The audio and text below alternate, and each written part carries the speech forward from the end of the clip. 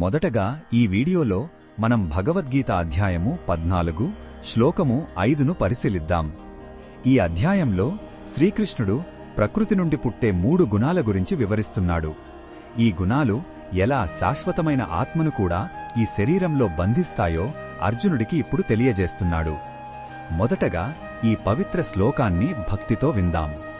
సత్వం రజస్తమయితి గుణాః ప్రకృతి సంభవాః నిబధ్నంతి మహాబాహో దేహే దేహినమవ్యయం. ఈ శ్లోకం అర్థమేమిటంటే, ఓ అర్జున, సత్వము, రజస్సు, తమస్సు అనే 3 గుణాలు ప్రకృతి నుండి పుడతాయి. వాస్తవానికి నాశనం లేని జీవాత్మను ఈ గుణాలే శరీరంలో బంధించి ఉంచుతాయి. ఆత్మ స్వచ్ఛమైనది, కాని ఈ గుణాల ప్రభావం వల్ల అది బంధించబడినట్లు భావిస్తుంది. ఈ గుణాలే మన ఆలోచనలను, పనులను శాసిస్తూ మనల్ని ఈ ప్రపంచంలో చిక్కుకుపోయేలా చేస్తాయి.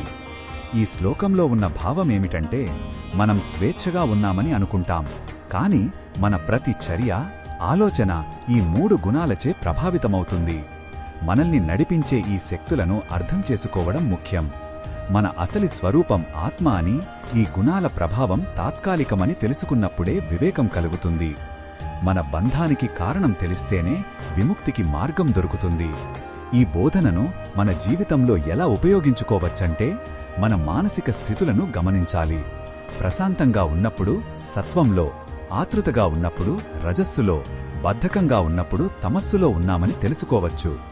ఈ అవగాహనతో మనం క్రమంగా సత్వగుణాన్ని పెంచే పనులను, అంటే మంచి పుస్తకాలు చదవడం, ధ్యానం చేయడం, ఇతరులకు సహాయం చేయడం వంటివి ఎంచుకోవాలి.